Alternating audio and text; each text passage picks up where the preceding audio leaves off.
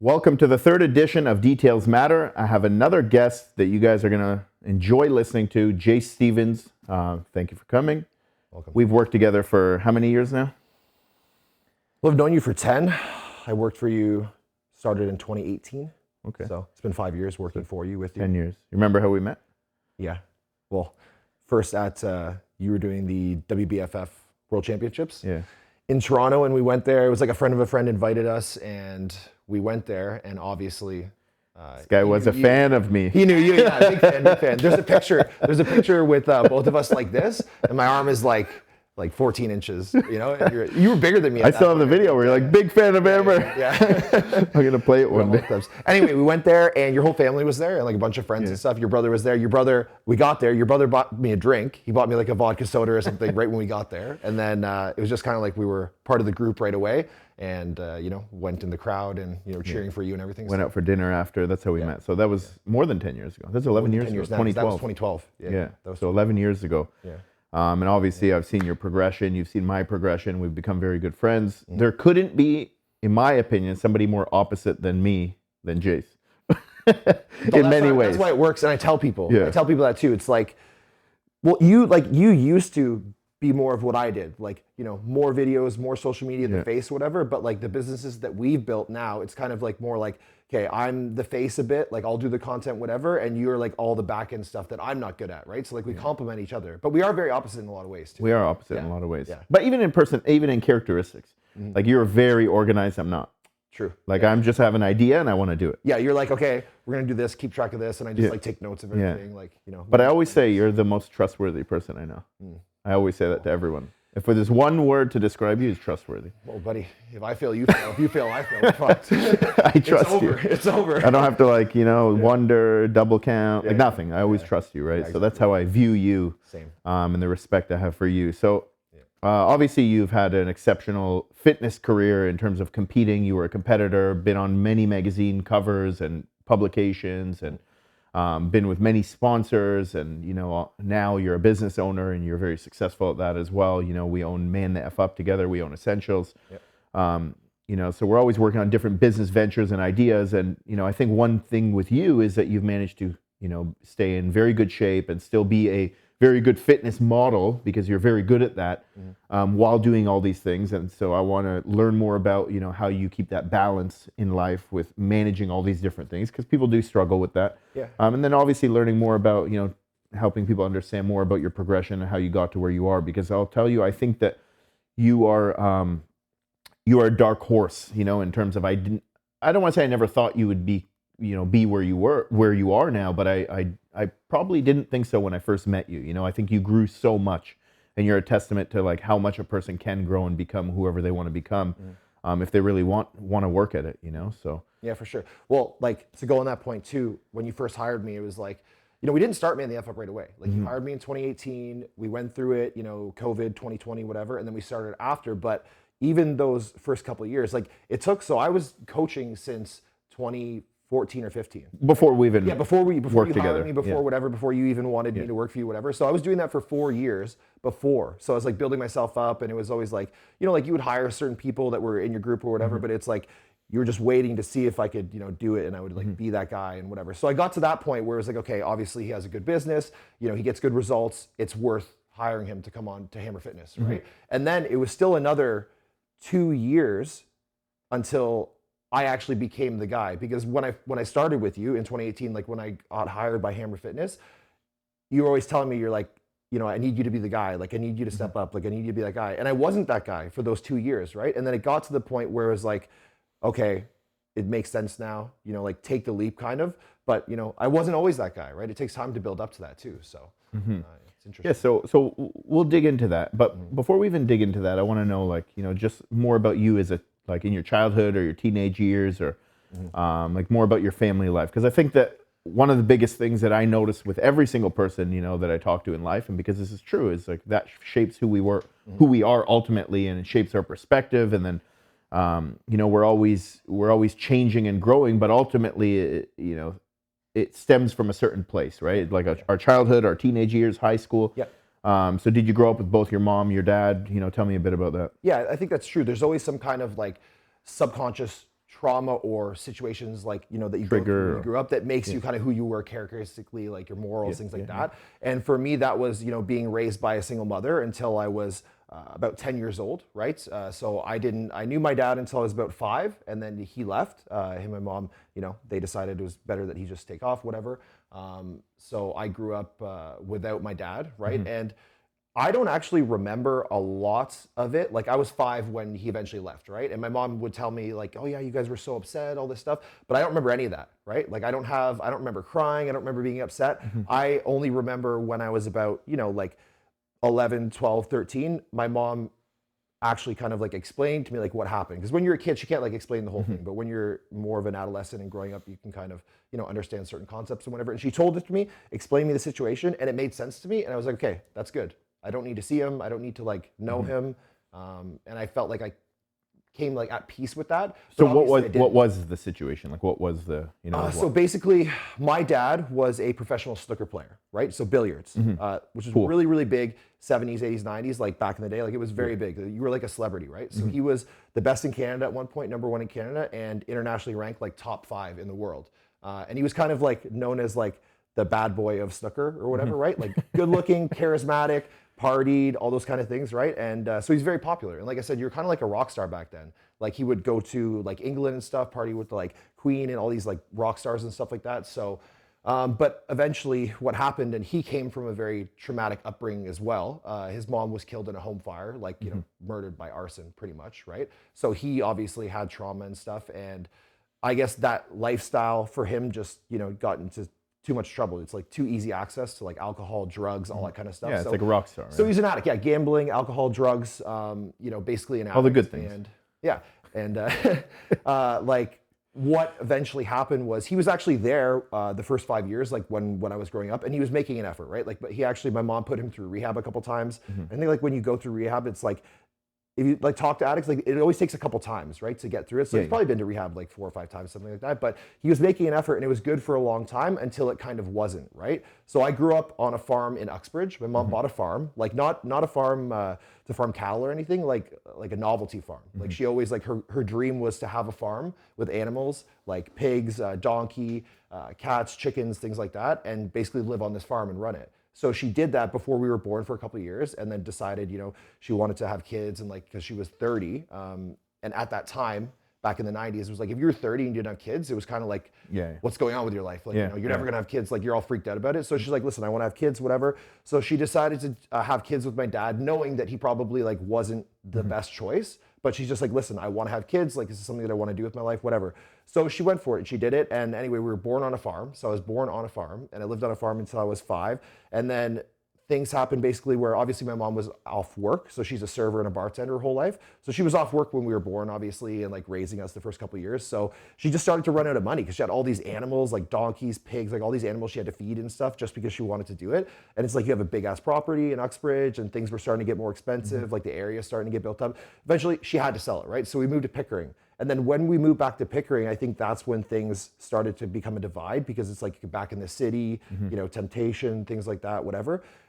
So basically my dad would like come once a week or whatever and pick us up. And like I have memories of him taking us to like Chuck E. Cheese and stuff. Simple things, yeah. Yeah, so me too. Like I remember my dad took me to Chuck E. Cheese one time, but like faint memories. So that was the thing. He would take us to Chuck E. Cheese, whatever. But eventually what started happening was, you know, he'd say he'd be there at 6, and then it was like, okay, 7, 8, okay, call, like, oh, I'm coming, I'm on the way, like late, like a bit later, okay, bailed on this one. And then what eventually happened was he was supposed to come pick us up one day, and at like 5 or something, say it's like 6, right? Calls, and we had a babysitter that was babysitting us, right? And she like babysat a lot. Like she was actually a live-in nanny for a while too, to help raise us.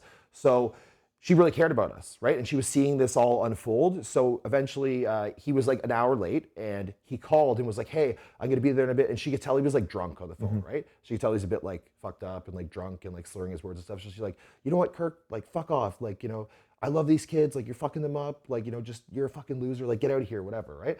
So then my dad freaks out, obviously, like probably drunk or on drugs or whatever, like freaks out, calls my mom's work, starts like, you know, bitching at my mom. And my mom's just like, you know what? Like, Kirk, fuck you. Like, she's right, you know? Like, you keep fucking up. Like, it's like you're not getting better, all these kind of things. And then that was it. They had that one fight, and then he just, like, never came disappeared. again. Yeah, never came. Yeah. So do you think from what you remember, do you think you have it, like what parts of your personality are formed by him and what parts are from your mom? Well, I look like him. I Do look you? a lot like him. Yeah, I've posted like photos like just to see. Like I Yeah, don't even actually, know, yeah, I but I saw, think it's yeah. interesting. Yeah. Like I don't have a relationship with him or anything. He's Yeah. actually around. I think he lives in Scarborough somewhere. Yeah, But my dad too. yeah, exactly. We just don't talk. So I look very much like him, and I guess like me and my brother both have this. Like we're very kind of like charismatic, can talk to people well, whatever. My brother even more. My brother's like a wheel. Like he can go in and talk to anybody. Like loves to drink a lot and like gamble and stuff. He's the life of the party, whatever. I get a little bit of that too, but the looks obviously. But I think in terms of things that we've talked about before, why do we have this insatiable drive to like be successful and be more, and like why is it like never enough, like why do we have to do like this business and just like keep pushing and pushing, or why did we even do bodybuilding in the first place?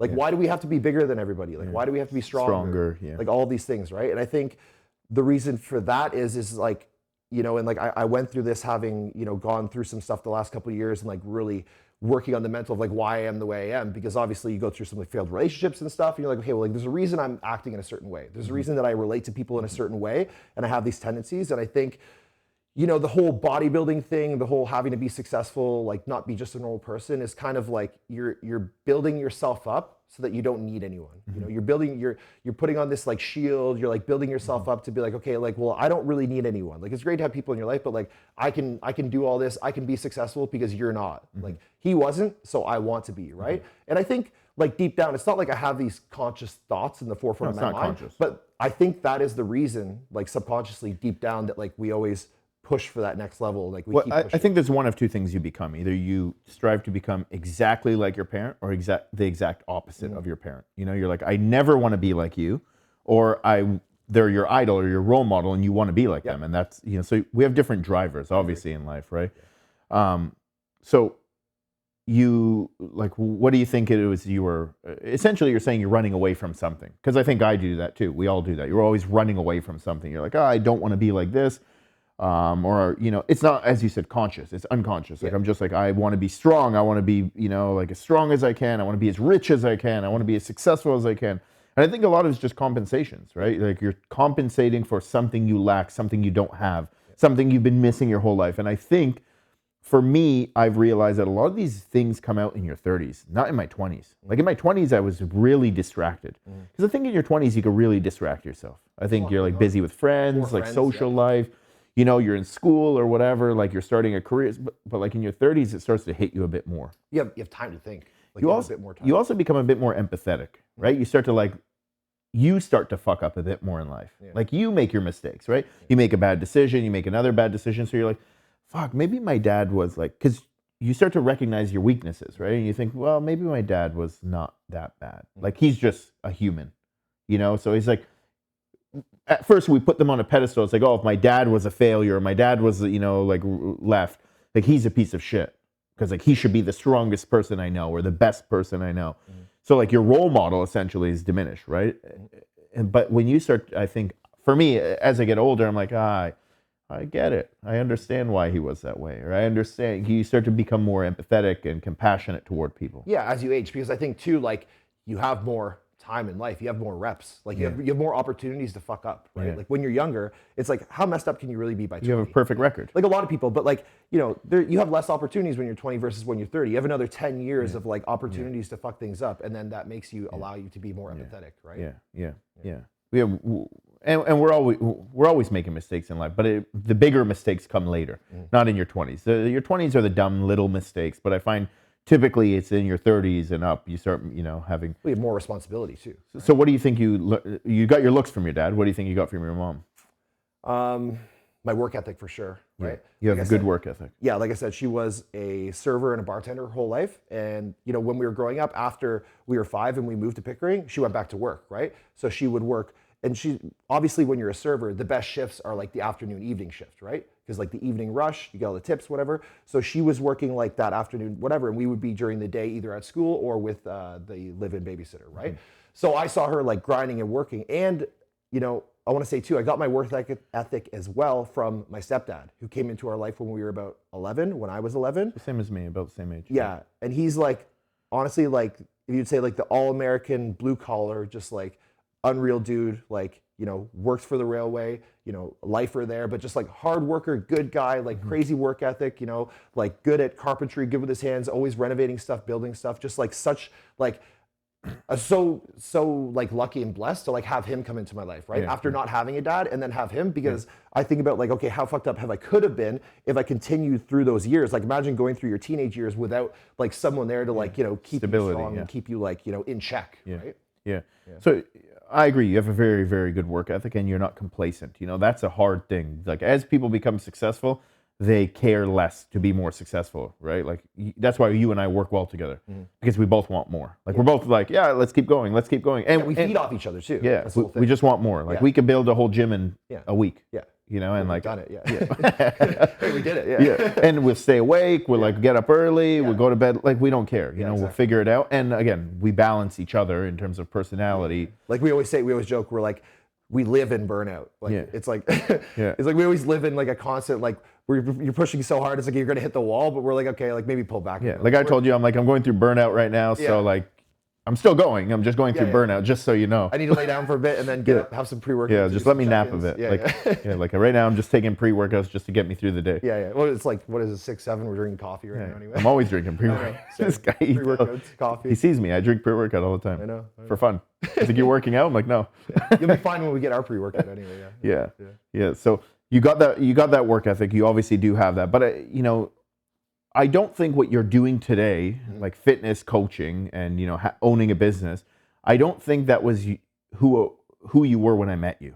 Like you were very different from that personality. Yeah. So you are a testament that you can change and become who you need to be in order for the opportunities in front of you. Because when I met you, you were like not great with computers. Like those weren't your skills, you know. Like, but I think you were a great communicator. So I think that, you know, you're always good at communication. That's another thing about you. You don't shy away from like communication and all that. So, but you weren't like, you were just like, you worked at the railroad. You worked at the railroad. And I was like a kid. Like I think back, like even I think like I'm 32 now, turning 33, but I think back to like even how I was when I was 30 or like the year before. Big difference. Like it's not a long time ago, but I felt like I was like so immature and like we grow so much every year. So yeah, like back then when I first met you and you first hired me, like I was a much different person. But you were working at the railroad. Yeah. What were you doing there? So I worked for the railway for 7 years, and I was doing signals and communications, which is like you're basically like an electrical engineer, electrician for the railway, like railway specific stuff. Right. So I had to learn electrical. I had to learn Ohm's law to literally, and Ohm's law is like the most basic calculation for being an electrician, whatever. So I had to learn that just to pass the aptitude test to get in for the interview for that job. Right? Yeah. So you went to school for what? Prior to that? I didn't go to school for anything like traditionally, like university or anything, but I got into the Ontario Youth Apprenticeship Program in carpentry when I was in high school. So my last year of high school, my last semester of high school, they paid for me to go to George Brown to do my first year of college training for advanced carpentry. Okay, and then you were working as a carpenter? Exactly. So then when I met you, you were building houses. Yes. You were building your own home, I think. Yes, I was working for a general contractor framer. That's who I started with. And yeah, like not making much money. I was still then actually, because that year, 2012 was the year that I actually took the job at CN. So I came up, I was 18, I was in high school. I didn't really know like what I wanted to do. Everyone's like, okay, they're going to university or whatever. My parents not paying for university. Like there's absolutely no way. Yes, right? Like they didn't give me, they didn't like, we had what we needed growing up, and like I never like longed for anything or whatever, but like my parents, they're like, I'm not giving you a phone, you're not getting a car, we're not paying for your insurance. I paid for everything. So they made me work. They're like, listen, you want a phone? That's cool. Like you can have a phone, but you need to get a job so you can afford the phone, right? You want a car? Buy a car. Like we would love for you to buy a car, but you have to earn it, right? Buy the car. Exactly, yeah. And that's part of like why I have the work ethic, because they actually forced me and made me. They weren't just like, okay, give him the phone so he shuts up, right? Like most parents are these days, right? So anyway, back to the carpentry. So I was 18 in high school. I didn't really know what I wanted to do, but I was doing a woodworking shop, right? Like basically carpentry shop in high school. I was really good at it and I loved it. I was like, this is cool. I like building stuff. So the whole building things like comes from early on, obviously. And I was just good at it. And through the OEAP program, I got hooked up with a guy for my apprenticeship, right? Like a tradesman for my apprenticeship. And then I continued to work for him after high school. And that's what I was doing from 18 until 22, until I took that railway job. I was building custom houses. I started in framing because he was a framer by profession, but he also did a lot of like big custom houses. I did lots of renovations, like fully stripping down houses, renovating them. So I got the full gambit of experience, and that's why it allows me to like do the stuff we do here, do the stuff I've done in my And then homes. when did you buy your first home? I bought my first house when I was 23. You were 23, you bought your first home, and then 23. by the time I think you were 28, how many houses did you own? 5. I had 5 properties. So you had 5 properties. I had 5 properties. Yeah. And that was the time you started coaching full time?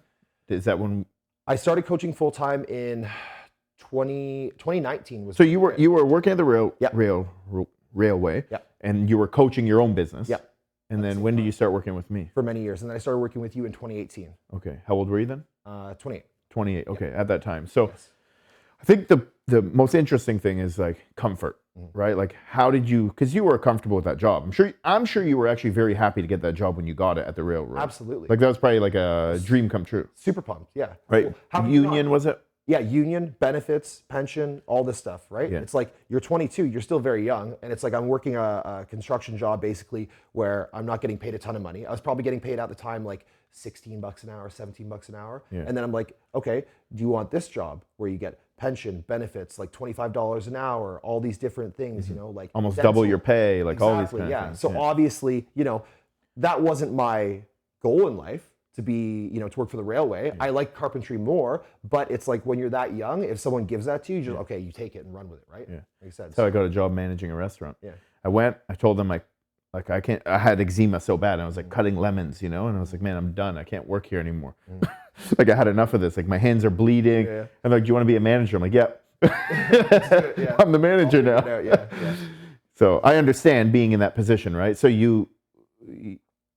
obviously, as you said, it was a dream come true job at some point. You know, it wouldn't be now for you, maybe, right? No, but that was part of how I was able to build up to where I am now. Like if I didn't get that job, I wouldn't be sitting here with you, right? Like everything has its purpose. Yeah. Everything leads you to your next step in life, right? So how were you able to, how did that go with us actually? Like when I said, you know, like when I wanted to hire you and then you left that job, like, because I remember that was a pivotal point for you. That was like a milestone for you in your life. And it was a pretty fast For me too. transition. Yeah, because I think you hired me kind of near the end of 2018.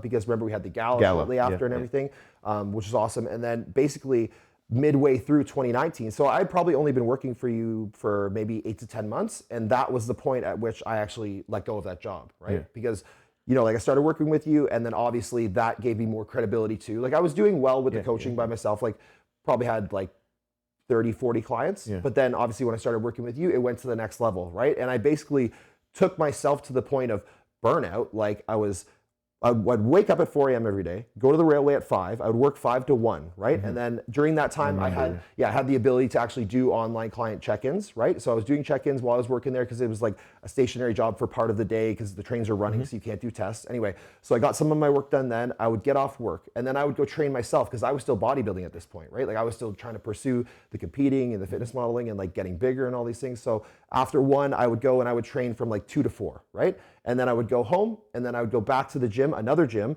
by 6. And then I would train people usually like 6, 7, 8, 9 at night, right? And then I would go home, finish up my online stuff, and I would do it all over again, right?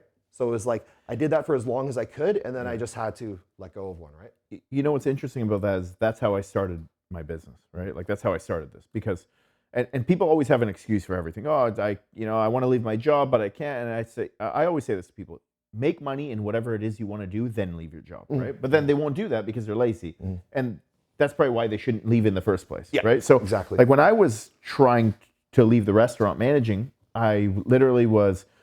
I was managing, and then I would train people, or I would like say, okay, I can only manage from 2 p.m. till like 11 p.m.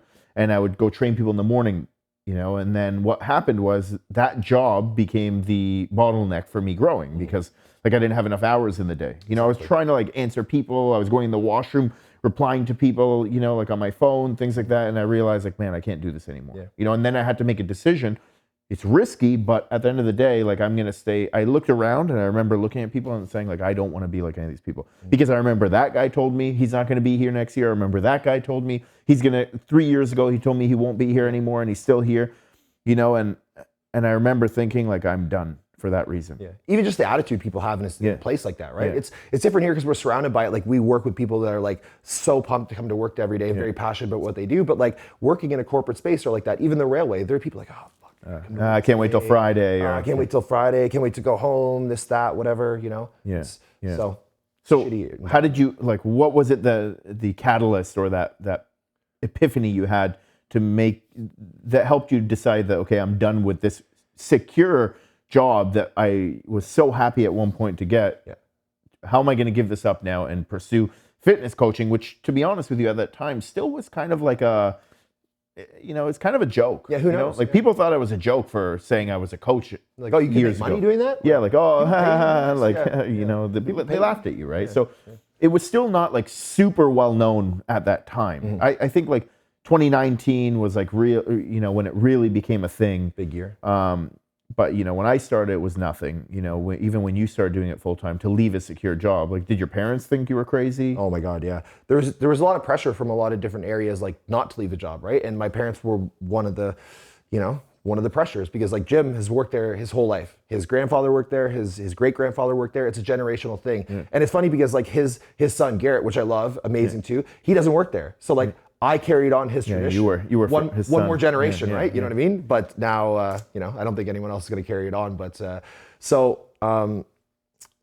basically, yeah, there was a lot of pressure from my parents. They were like, "No, we don't want you to quit. It's not a good decision. Like, think about it." Like, because they didn't understand what we did. Like, even now, like, I'll tell them certain things, and they're like, "Oh my God, are you kidding me? That's unbelievable." Like, they didn't understand the gravity of what we were doing. There's like, "Oh, Jase like trains some people and whatever." And it's like, you're gonna quit this job, which is 6 figures, pension, benefits, and security is the main thing too, especially during like COVID and stuff, right? Security is the main thing, and they were just like, "Jase, I think you should rethink it. I think you should think it over. You're still young. All these things." What do they think now?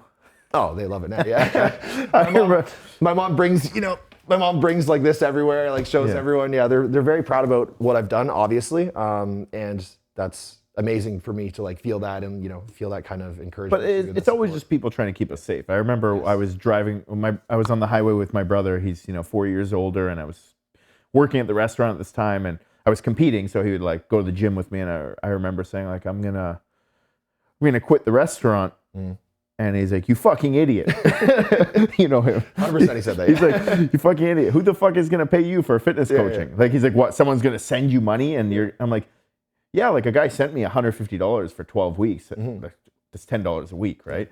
Now people charge that per week. Oh, yeah. And I said, "So like, I'll get more people." And he's like, "Nobody's going to fucking pay you anything." And then when I started to become successful, but he's trying to keep me safe, right? He's like, he doesn't want me to fail, right? And of course. Then as I started to become, build the business, he's like, "You should do this, you should do that." He's like pumped for it, right? Yeah, they love it, yeah.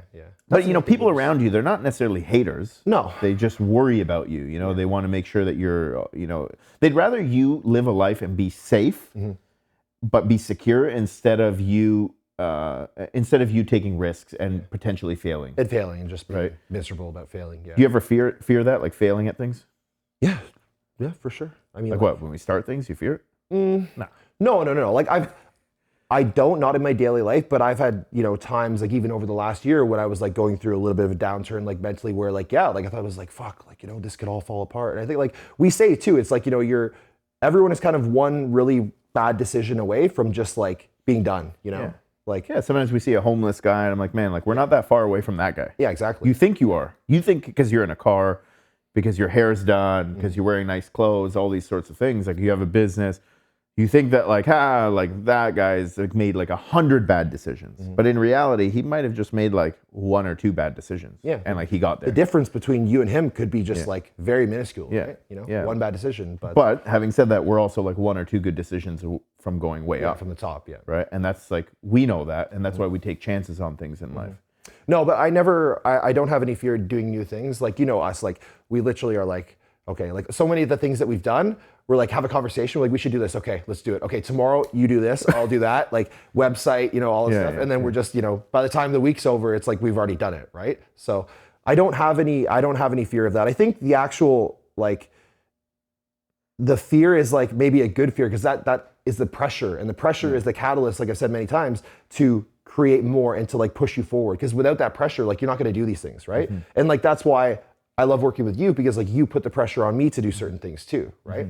Yeah, likewise. Like it's accountability, right? And I think one of the biggest things is having guys around you. This is important for guys. You need to have guys around, men around you that keep you accountable. You have to. There is nothing more important than that because like women don't keep you accountable to the same degree. It's a different type of accountability. Like your accountability to women is like you trying to impress women. Every guy does that. Like you're trying to impress women. So it's different. Like you're not even being the best version of yourself permanently.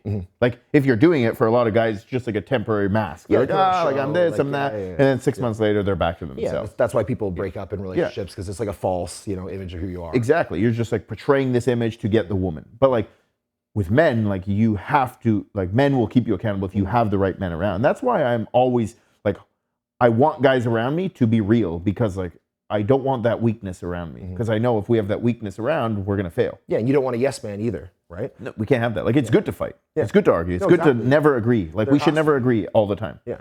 And we don't. And that's good, right? Like, I like this, I like that. No, it's stupid. You're stupid. No, I'm stupid. No, we have disagreements. Like you tell me, you're like, bro, knock this shit off. Like you can't act like that, whatever. There's lots of times. It doesn't happen as much now as it did before, but there were lots of times where, I was coming up through coaching and you were like, oh, like, man, like you can't do this. Like you're acting like an idiot. Like just things like that where you would call me out. And at first, you're very like, at first you want to shrink and you want to back away, right? You want to be like, oh, fuck, he's mad at me. Like, I'm just going to, be like, blame it on somebody else. Like it's his fault. It's like this or whatever. But the growth really comes when you actually like lean into it. You take the responsibility. You understand, okay, you don't just say, okay, it was my fault. Like this is on me. You're like, okay, yes, I could have been better and I should be. And then you take that and you actually apply those things, right? Yeah.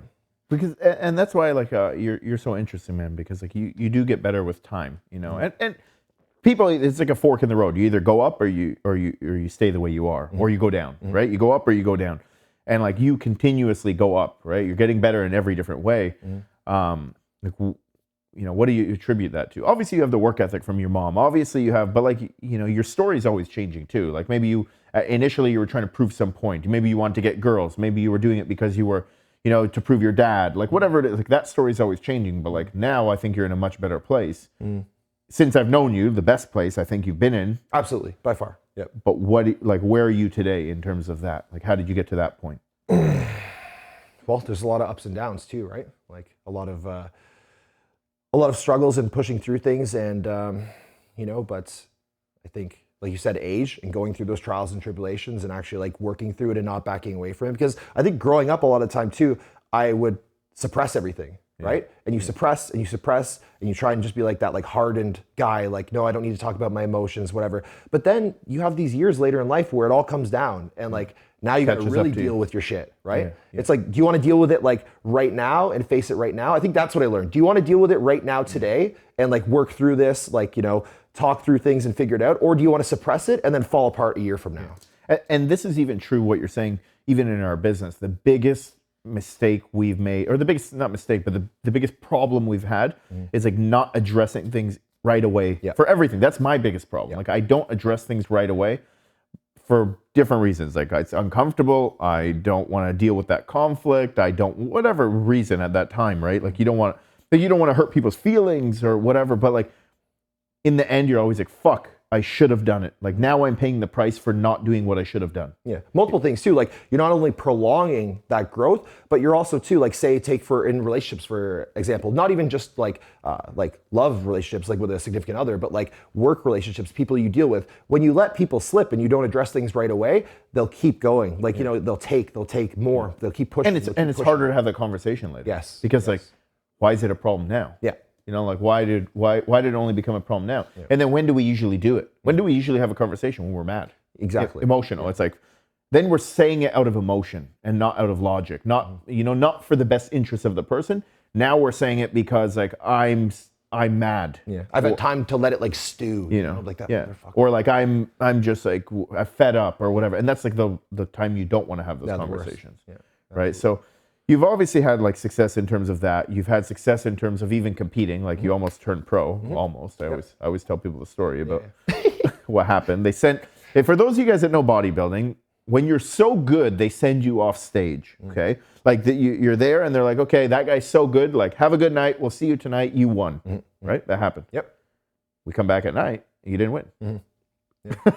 I've never seen that in my life. Yeah. It is what it is, but I tell people this a lot of times too. I think, well, that could have been a good thing. That's just part of the story. Like, that's part of why I am where I am. Like, you know, I think that was a really good thing for me because I was so deeply entrenched and obsessive about bodybuilding. Too much. Yeah, that I would have done anything to get that next level. So if they would have turned me pro, if I would have got my pro card, I would have been like, oh, well, now I'm all in, right? And like, you know, who knows where I'd be now? Because obviously that comes with more supplementation. Yeah, I'd probably be dead. Yeah. Because realistically, even though I stopped back then, and which was 2017, 2018, 2019, whatever, pushing really hard, even now, like this last year, I've been seeing all these injuries and stuff build up. It's like, to think what would have happened if I would have kept pushing it for another like 3-4 years, you know, like the drug use, like being 300 pounds, like all this stuff, like it's not good for your body, right? So I think that was a good thing for me in the grand scheme of everything. Yeah. Right. This same with me. Why I stopped, because it for me emotionally it's too much. I'm too obsessive. Oh yeah. So like every day I'm like I need to win. I need to win. I need to be better. And like it just consumes me. And like I would go to the gym 3 times a day when I was competing. Yeah. Like I remember one time I was driving and I was so fucking hungry. Like it was the hungriest I've ever been in my life, you know. And I remember thinking like, fuck, I can't eat. I mean, people are gonna think I'm a pussy if I cheat on my diet. So like I was like, fuck, I hope I crash right now. And then the paramedics come and like start putting food in my throat. Like, that's like, the IV, just give me the IV. And then I say like, I didn't do it. I was unconscious. They forced me. It's like, you know, I was sleepwalking in the middle of the night. I ate in my fridge. Like, you know, you hear those stories. But I think like something that we say too, you kind of, to be a good bodybuilder, to be a good like athlete on that level, to get to that level, especially us, like, okay, we made it very far in the sport, but like we don't have the best genetics. Like, you know, we're not Phil Heath. Not even close. We're not those guys, like not even close. So it was out of pure work ethic, but to be a good athlete on that level, like you need to be literally delusional. And that's what makes you a good athlete. Because if you're not, like if you don't put so much into it, you're not going to be as good as you can be. But the difference is with you know, bodybuilding or competing, the return is so little relative if you put that same effort into business. You know, and everything has its place. I'm not saying don't do it. Obviously do it. But at some point, it didn't make sense for me to continue doing it. Like the return was diminishing. It's a means to an end. Right? I got what I wanted out of it. You know, I achieved what I could. What I believe was probably somewhere close to the height. Like you would have turned pro, but like even then, you wouldn't have been a good pro. Shit pro. You know, like I was a pro, but like back to the bottom. Yeah. So like for the additional effort I would have had to put in and commitment and sacrifice, totally not worth it. The return wasn't going to be worth it. So you have to also know when to walk away from things in life. Like when is it smart to say, okay, I'm done here. I got what I wanted out of it. Because a lot of people don't know how to do that. So how were you able to do that? Because honestly, most people would never be able to say like, okay, that's behind me.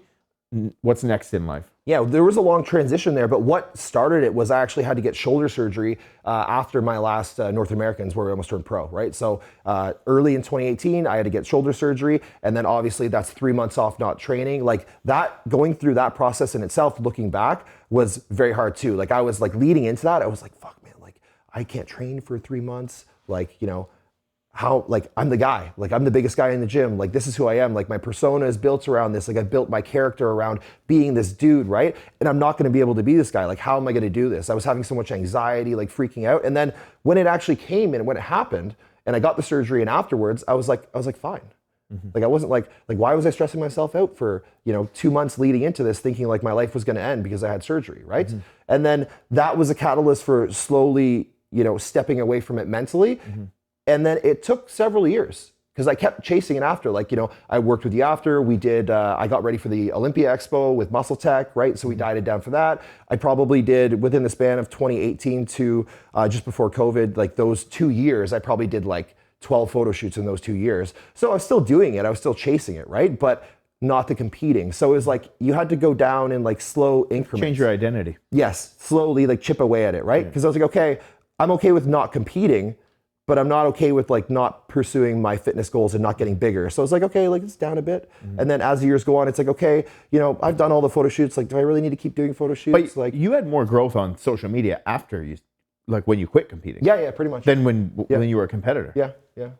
What do you attribute that to? Because like obviously, like, so that goes to show you, it's not like, as long as you're growing in the right direction, right? And like giving up an identity and forming a new identity, because you're always going to do that through the course of your life. Of course. If people are going to love you and relate to you and you will be successful. So like, why do you think you were like more successful even on social media building your brand?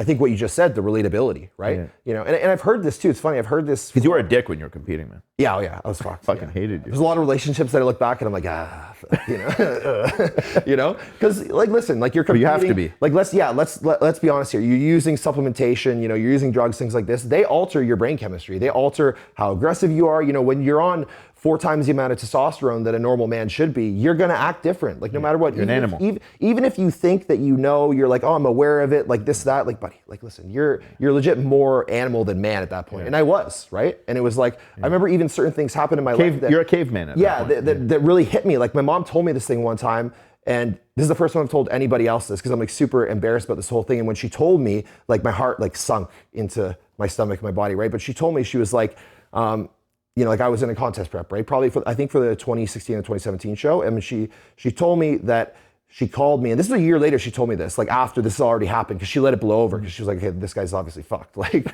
she let it blow over, but she's like, she called me crying and she's like, Jase, I rolled my ankle and I think I broke my ankle. Like I need you to come pick me up or whatever. And she told me that when I picked up, I was just like so angry and I was like, I'm on the way to the gym, fuck off, like you'll be fine, like fuck off, whatever. So my mom literally distressed calls me because like Jim is at work somewhere, wherever, he's on call so he can't come, calls me out of like sheer distress, like crying on the phone, like come, like can you help me, like whatever. And I'm just like, no, fuck it, I gotta work out. Because like, this guy thought he was Arnold Schwarzenegger. Bro.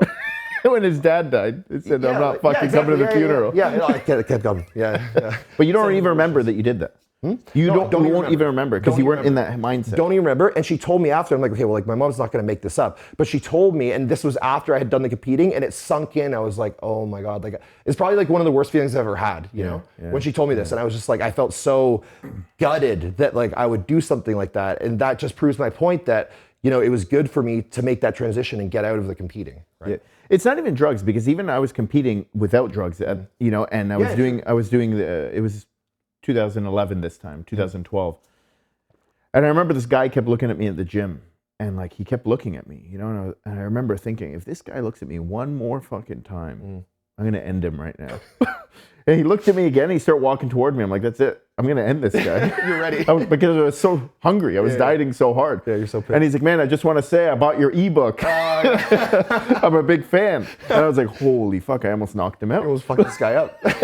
He's a fan. He just wanted an autograph. Yeah. Yeah. And I realized like your perception is so skewed. Yeah.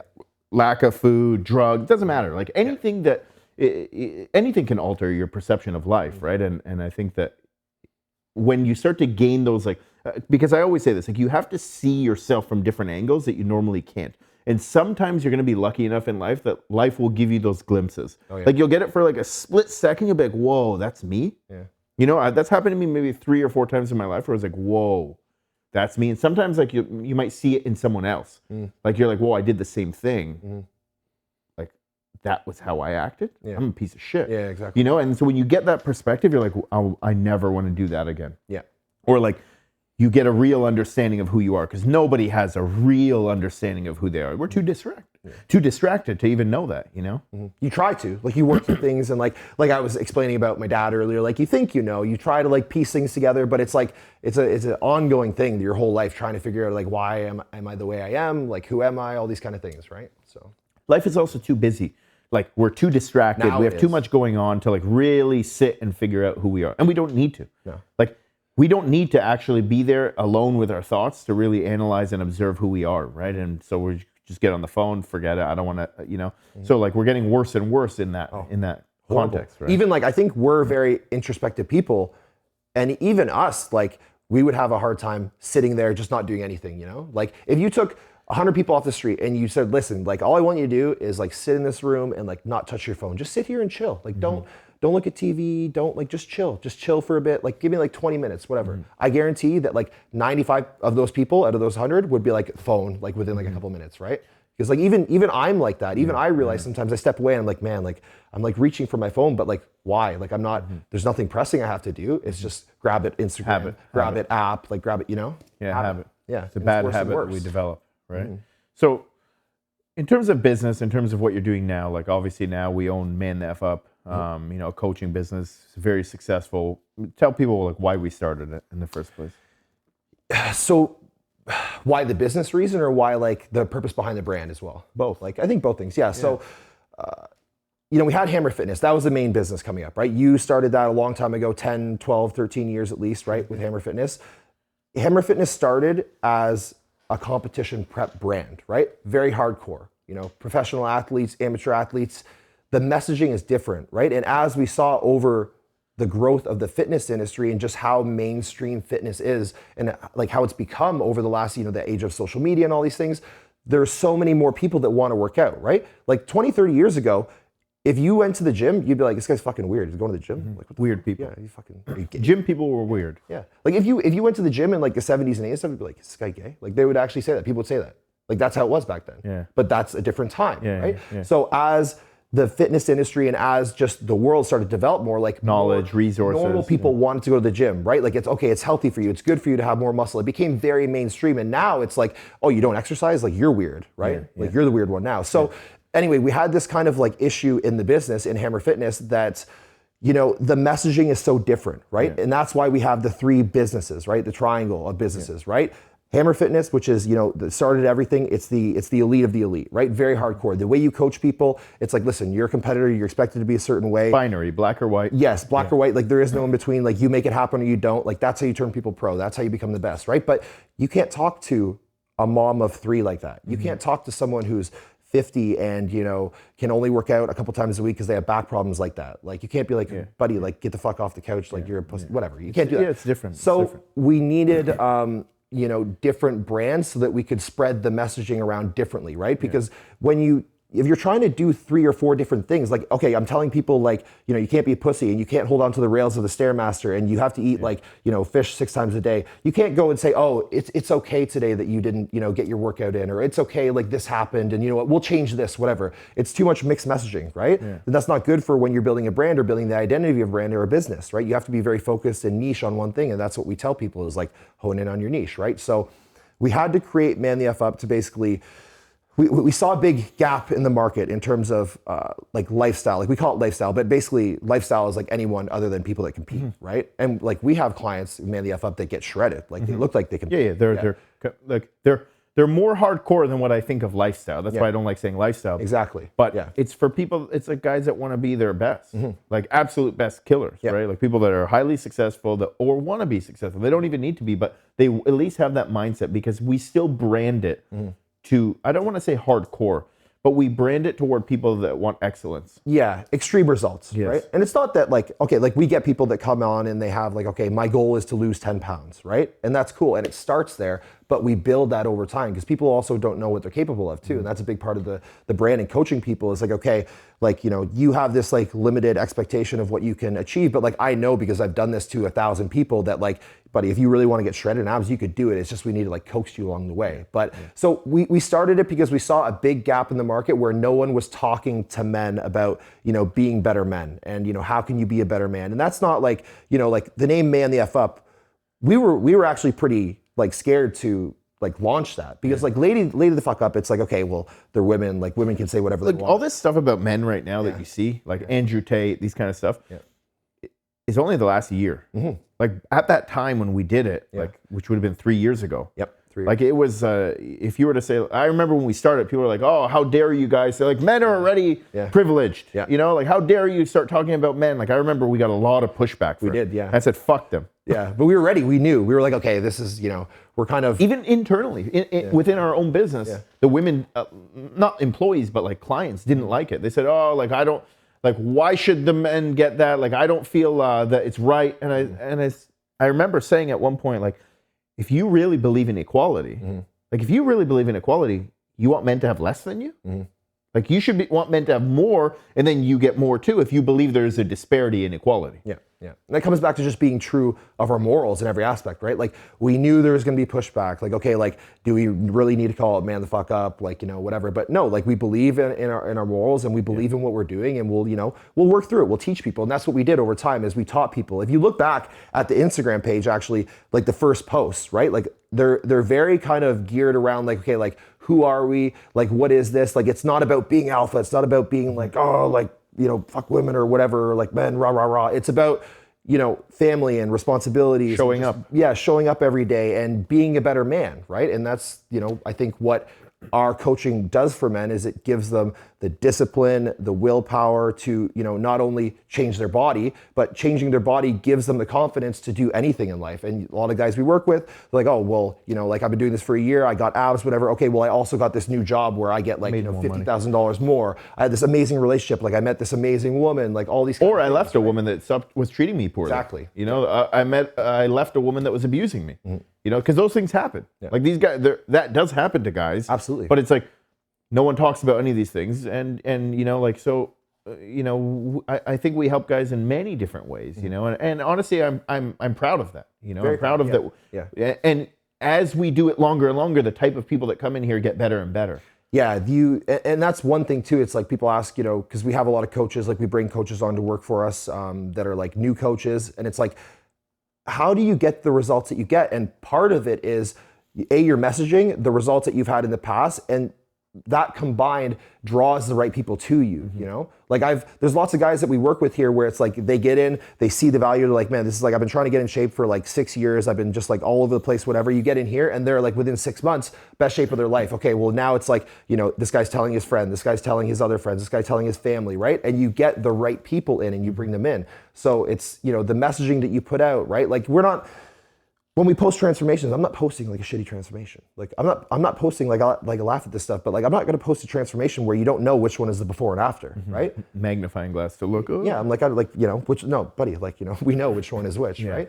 So, but you're also creating excellence within people. You're telling people this is the bar, and you have to like if you even want to be posted on people talk about this like that coach doesn't post everyone because they're not good enough to be posted. And that's not an insult. That means get better if you want to achieve this goal. Yeah, like stop looking at everything as a negative. Like, oh, this guy doesn't post me, whatever. It's like, okay, we'll get to the point where you deserve. Like, do you think I don't want to post you? Yeah. Do you think I don't want to use you for marketing? Yeah. Show me your fucking abs. Yeah. There's a reason you're not being posted, and that is the driver to make them want more and be better, right? Yeah. And here's the thing. The problem is you're always going to be criticized in life, right? Like you're going to be criticized for that. I'm going to be criticized for it. But if you're a shit coach, you're going to be criticized for being shit. So like, I'd rather be criticized and stand in what I believe in, so that people ultimately get better from it, instead of just conforming and saying, you know what, okay, I'm gonna please everyone. I'm gonna post this guy, even though they're not good. Yeah. Right. So you have to do what you believe is right, and not just do things to be good, not just do things to make people happy and to please everyone. Yeah, for the quick buck, even things like that. And when you do that, like, people might not see it right away, but they see it over 5-10 years. Like we've been doing this for like 10 years now, right? Like, so they see that long term, and then you get this reputation of, just being the guy that's like very true to his morals. Like, what you're getting with this guy, right? And we've started to reach that, atmosphere, that kind of place in life, right? And you and I have two very different markets of clients. Like most of my clients wouldn't work with you, and most of your clients would never work with me. Very different, for example. What do you, but you're very busy. Like you have a lot. Every day there's someone new that wants to work with you. Yeah. What do you think is different in terms of how I coach people and how you coach people? Like, what makes you unique in your coaching? Because you have like a very unique clientele as well. Yeah. Like I know when they're a Jase client. Yes. Yeah, for sure. Well, I think they're driving a Ferrari. That's why. Yeah. Well, I drive the GLE anyway. Maybe the G-Wagon in a bit, but we'll see. But I think they're honestly more so, and this is the thing about social media and everything, like people want to work with you because they also want to be like you as well, right? Like for better or worse, because there's lots of people out there that have no idea how they got the physique they have, right? They have crazy genetics. They have no idea how they got the physique they have, but people want to work with them because they're like, oh, this guy looks like this, he must know, right? So people see what I do, they see what I put out, they understand who I am.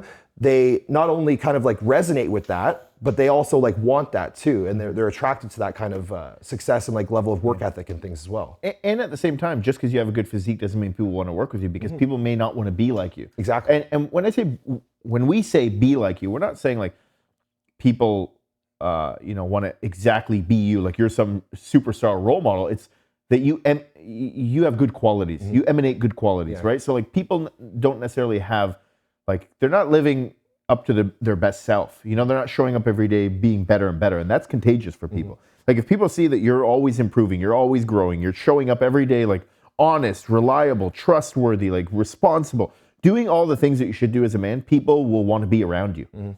And the closest that they can get to you often is like, oh, well, I'm going to be coached by you. Yeah, exactly. Because I'm going to learn, it's contagious. And why wouldn't you do that, right? So just because you also have a good body doesn't make you successful. There are other qualities and characteristics that ultimately make you more successful. Absolutely. In business especially. Yeah, and I think that's very true in the fitness industry too, because like think about it, like there's, 0.00% of people have been able to do what we do, right? It's like we were talking about before, like it's a means to an end, like the bodybuilding thing, like competing and whatever, like that's a good way to start. But if you can't monetize that, if you can't make money off of that, like why are you gonna sacrifice so much when you know you're gonna work at the post office the rest of your life and you're just doing this just to get a plastic trophy and whatever. But like we turned it into actually something like a viable business, many businesses, right? So it's like we got the best out of that for us anyway. And we got away kind of like clean, kind of clean, Yeah. Like we didn't like push it too far. We didn't, we made realizations. Obviously we had good guidance, we have each other, like, so you have people around you. Again, like I said, brotherhood, that's a big thing. Yeah. But back to the people like, wanting to work with me, I think it's maybe too, because, you like, obviously like I go out, I go to restaurants, I'm more social the last couple of years as well, right? Like you're not, you don't like going out much, like you just want to chill. Like, yeah, if we do an event, we go out, I'm like, you're man. forced. Like this guy's like, probably has like maybe like 6 clients at one event and it's like, okay, I'll go. Like, everyone's like that. But even when we've done an event, you're there talking to everyone, you're quiet. just chilling, whatever. So we're different in that respect, the social setting of things and how we are. So I think people that are like that, like people that are more social and they're in that scene and they want to go out and like enjoy, they kind of like resonate with what I do, because obviously I'm able to do all of those things and still wake up every day and work, 16 hours a day and, grind and like build these businesses and have these relationships and do all these things and still manage, right? So what you said, it's like, they don't want to work with me because they want to be me in terms of like they want to be a coach or they want to be a fitness guy. They want to work with me because of the qualities that I put out there and the qualities that I show and like who I am as a man, right? Yeah, you're responsible, you're in good shape, you also still go out, you're living what ultimately people want to live, you're living that life people want to live. And that's why people ask, they're like, oh, how do you stay in shape? Like you go out and eat. It's like, yeah, I'll go to the keg and I'll get like a nice big steak and vegetables and like maybe have like one drink, right? I'm not getting everything. I'm not getting the bread and the twice baked potato and the Billy Miner pie, right? It's like, choices, and that's how I can manage everything.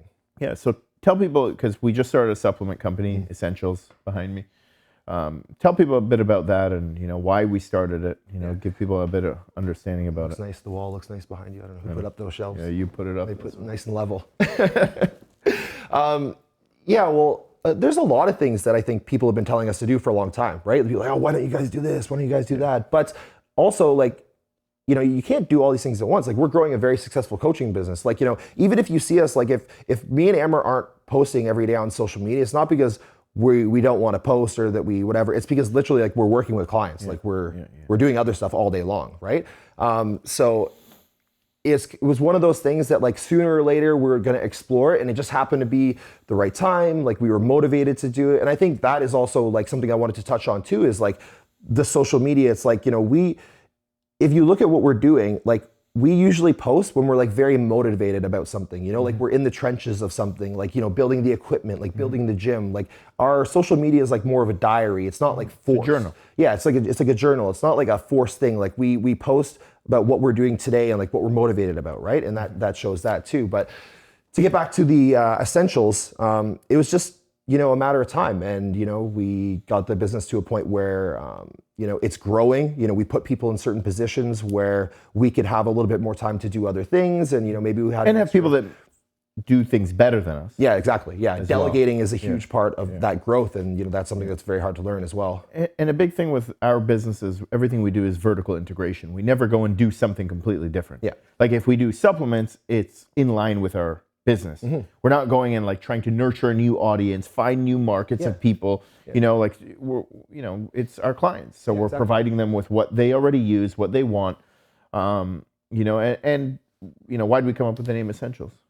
Well, comes back to, we never really pushed that many supplements on our clients, right? Basically, like I said, the essentials, like the basic things that you need. And this is how I think about supplementation too. It's like, if you are healthy from like a general health standpoint, right? Like, you know, if you are healthy, if you are getting your, you know, base amount of micronutrients and minerals and vitamins and vitamin D and these things, your body is going to perform better, and that's going to lead to like more performance and more muscle and all these things. And people think about it backwards. They're like, okay, you know, what can I take today to be better in the gym today? Yeah. But it's like, buddy, like, okay, if you're not drinking enough water, you're not gonna, like, it doesn't matter if you're better today, like you're not gonna get the best results. So it's like starting from the base, right? So the things we came out with, creatine, right? We've always, you know, told people to take creatine. It's one of the only supplements that actually has so many studies behind it. It's been researched since probably the 70s, 80s, like there's hundreds of studies on it that show its efficacy, and it actually works, right? Hydrates the cells of the muscle more. It allows you to like retain more hydration,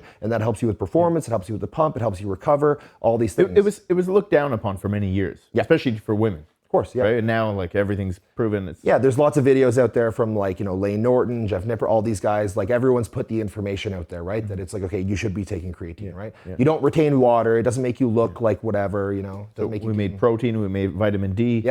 Whey isolate, which, you know, we've always used in our diets. It's just an easy way to get it in, especially for, you know, everyday people that it's like hard to get that protein intake in, especially women. I think that's one of the main things with women is it's always hard for them to get that protein intake in, right? So it's very easy with the whey isolate. Yeah. And vitamin D, I think, like, you know, one of the main things during COVID, which they, you know, figured out was that people that were deficient in vitamin D, like those were the people, it was like some crazy percentage more at risk for, you know, getting COVID and having adverse effects. And we live in North America where it's cold, and Canada it's specifically where it's cold, and, you know, we lack sunlight and all that. So, you know, we're coming out with more products as well. The next batch of orders that we're getting in are, obviously we have more products, new flavors that we haven't talked about. You know, so how's it been going so far?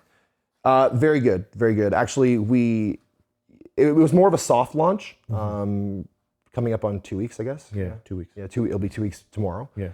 More of a soft launch, and we're already more than 50% sold out of everything that we ordered, right, for our first drop. So we actually did, like, you know, guys, don't buy right now. We don't want to run out. We don't want to run out of before our next order comes in. Yeah, before our next order comes in, right? We don't want to be able to service people, right? Yeah, exactly. And if someone, like, you know, they come back, like, they obviously love our products. The feedback has been amazing. The flavor is great. It digests well. It's you know, sits very well in the stomach. Like, if they come back to buy it, like, we don't want to be like there's no product there, because then they'll just, you know, go back to GNC, go back to Popeyes, whatever. So we want to be able to provide that service for people, right? So but it's been going very, very well. Very happy about it.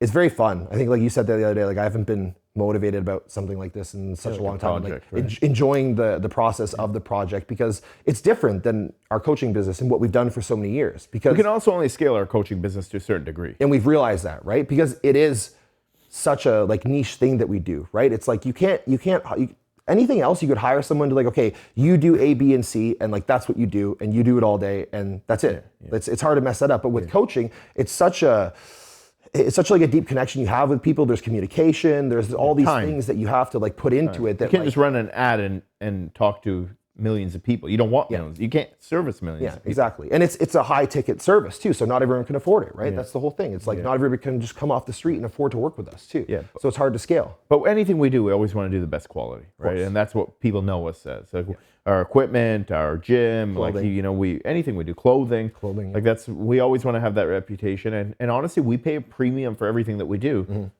Even if we don't make any money, we don't even care, as long as people have a good experience, because our end goal is always the results we get with clients. Exactly. Like, above all, like, you wear a shirt, you buy a supplement, we don't care about any of that.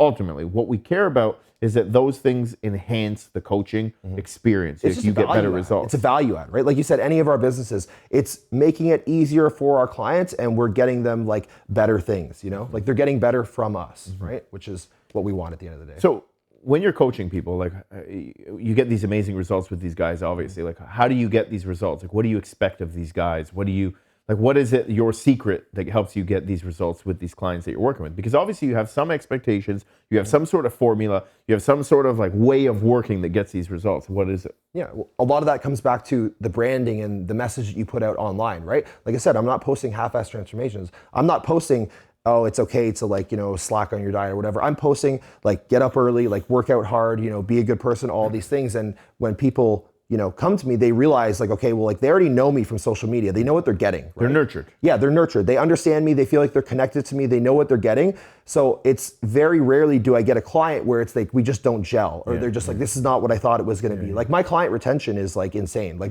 a lot of the times, like I don't take on clients, like very rarely take on clients. Unless it's clients. a referral, like a close referral. Yes, unless it's like one of my, favorite best clients is just like, oh man, I have my brother, you have to work with him. Like he needs you can't work with anybody else. People know what to expect before they come in. And that's why you're able to, first of all, charge a premium, right, for business owners out there. And second of all, get the results you do, because like your fulfillment, your sales, and your marketing are all congruent. So if your fulfillment is not in line with your marketing, which a lot of people aren't, right? Like you're putting out messages that are bullshit, they come into your system and it doesn't align. Or you get on the sales call with someone, like you take a call and you're like, yeah, this is what you're gonna get. And then they work with you and it's not what they thought.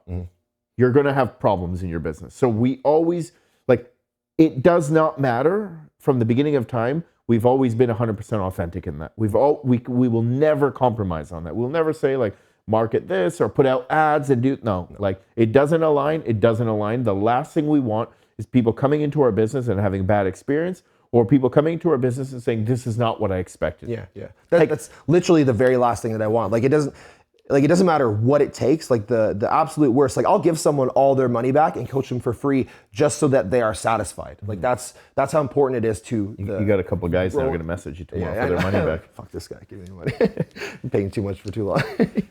But no, like it's always like that. It's consistent. Like it's like from the start of when we were doing this, it's always the same. So that's why people understand what they're getting. They know I set expectations, and like at the end of the day, everyone's different too. And that's what it comes back to, like my communication skills. Like I understand, like, okay, I can't talk to Billy the same way I could talk to Jim. I can't talk to Jim the same way I talk to Andrew. Everybody needs something specifically different, but the overall messaging and who I am as a person doesn't change, right? Yeah. So like I can be a little bit softer on someone, and I'm still saying the same Or at things. that time. Yeah, at that time. The guy just had a whatever happened. Like you have to know how to adapt yourself to. Adaptation is the key to everything, right? And it's crazy how good we are at like understanding people through text. Like, you know what I mean? Like through text written on a screen. Like you could tell, like we've done it for so long. Like I know when someone is bullshitting me. Like I know when someone is off, like right away. I know when someone is communicating. Little nuances about personality, or even like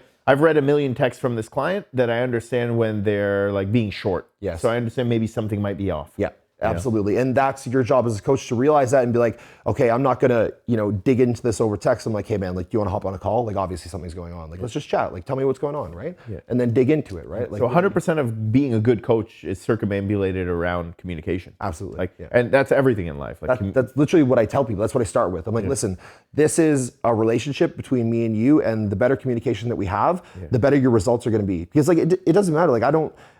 If you have a cheat meal, whatever. Like, bro, I'm not going to be like, oh, like bad, like you're bad, like a dog. I'm not going to hit you. I'm not going to scold you. I'm going to be like, okay, well, like, why did we have this cheat meal? Like, did you feel you need it? Like maybe we're pushing the diet too hard. Maybe your body actually needed it. Yeah, maybe you needed the cheat meal, right? Like a lot of these things, and it comes down to communication. It's like, I would rather you just reach out and be like, Jase, like I'm, struggling today. Like I need a cheat meal. Me with my athlete, I'm like, are you fucking kidding me? You had this guy, fucking idiot had a cheat meal. Yeah, I know.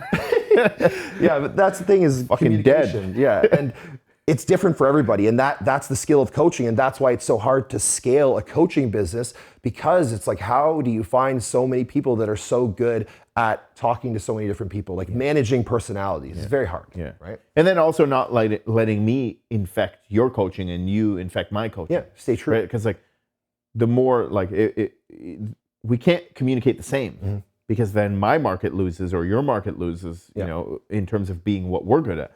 So that's a problem too, right? And so you have to find people and also let them be who they are. Yeah. That's a big thing too, to a degree. You got to let people be who they are. Absolutely. And I think people struggle with that too, because you do the mentorship, like you're always talking to people, like, curating people's growth. And I think sometimes people will be like, oh, like, Amer didn't let him get away with that. So like, next time this guy does that, I'm gonna be like, you motherfucker. Whatever. But you might not be able to get away with that, right? Well, you can, because that's who you are, right? So it's like you have to be yourself at the end of the day, because people want to work with you because you are yourself. People also understand that about me.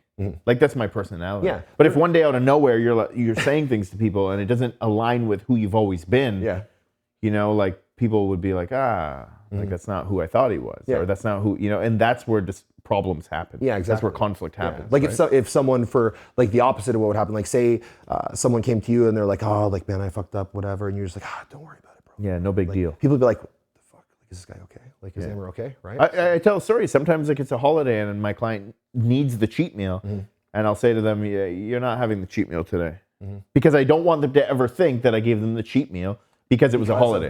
Because of the social. I want them to always understand that I'm making decisions because it's conducive to the goal. When you're a lifestyle client and like there's not like a huge time constraint or urgency for time, to make decisions, like it's like, we can have the cheat meal on Christmas. It's fine. I think that's a very good point. Like when you are a competitive athlete or you're working with Amer, like a cheat meal or a refeed is physiological. That is the only 100%. purpose for it. The only purpose is so that you build more muscle or you lose more body fat and you get better.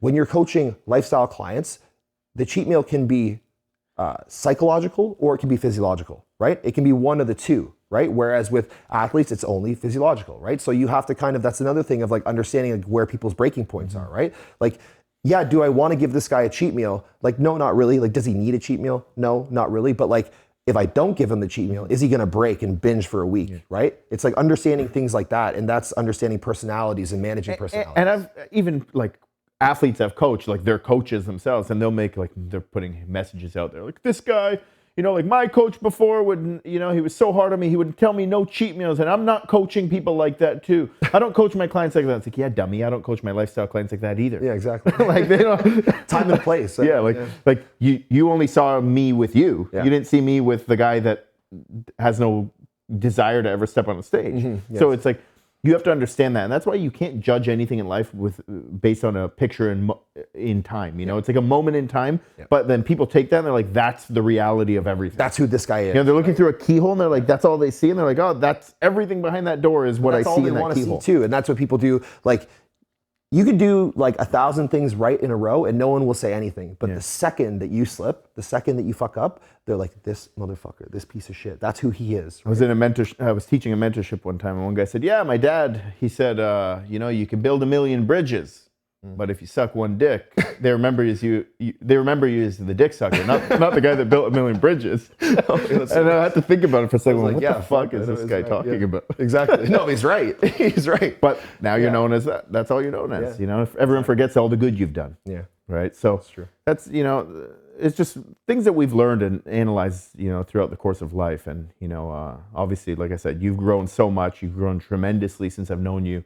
And it shows, not just like obviously in your income, in your in your external and like in your work. It shows in every area of your life, right? And I think this is the best I've ever seen you overall in life.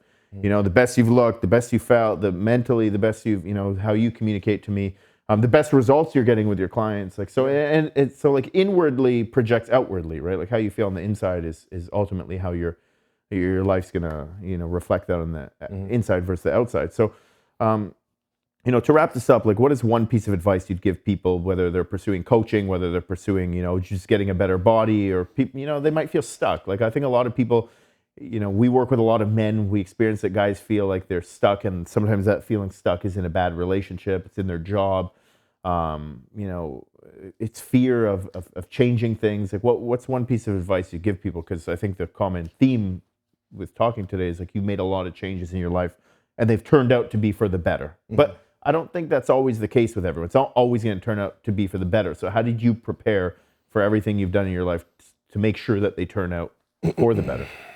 I think doing things for the right reason is also very important. Like I didn't start bodybuilding because I wanted to get back at like an ex, or because I was like Shane did or whatever. Yeah, on last week's episode, he'll tell. That's what he said, yeah. But doing things for the right reason, and then also understanding that the process and going through the process, that's like where the gold is. Like that's where you are going to develop into the person that's actually worthy of the things that you want. And it's not going to be a tomorrow thing. It's not going to be like you wake up a week from now and you've got it. You have to be willing to stick it out, because like I said, we've been doing this for 10 years. We didn't start this yesterday. This has not been, like a fast climb to success. Like we've been grinding for a long time, right? Like since we were 20, right? And we're like in our 30s now. So it's understand that the process of going through this, like that's where the real gold lies, and don't try and rush it, and don't quit either. Like if you get knocked down, get up. There's going to be lots of periods of time where you get knocked down, where you're low, whatever. You just get up and keep going, and just stay on your journey, stay true to who you are,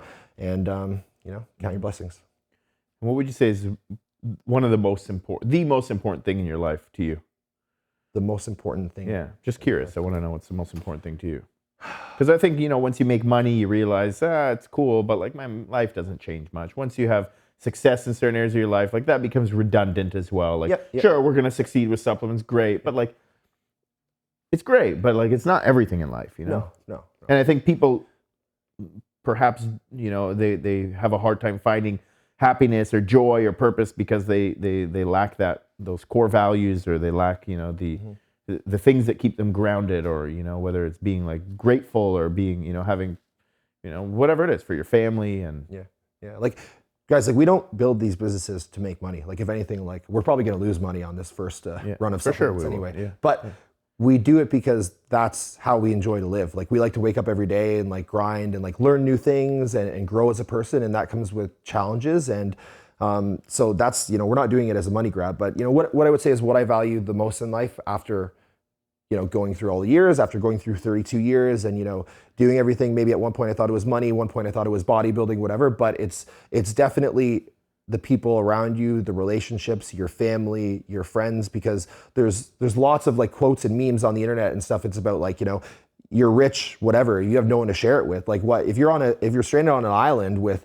a yacht and a mansion and all this stuff, it doesn't matter, because you're fucking alone, right? So you have to have relationships and people in your life. So I would say relationships are the most important thing to me. Yeah, people around you. And like as you nurture that and you build, then you get to do things, you be more integrated with people in your life, right? And that's obviously like when you have a brotherhood, when you have good relationships with people, it tremendously affects your life. And I think for men specifically, this applies to both men and women, but men specifically that are listening, I find that, like that's the biggest downfall or the biggest catalyst for growth. When we talk to all our clients, it's always like the ones that do the best, or the ones that feel the best, have the best relationships with people, best relationships with friends or family, wife or girlfriend, or whatever it is, right?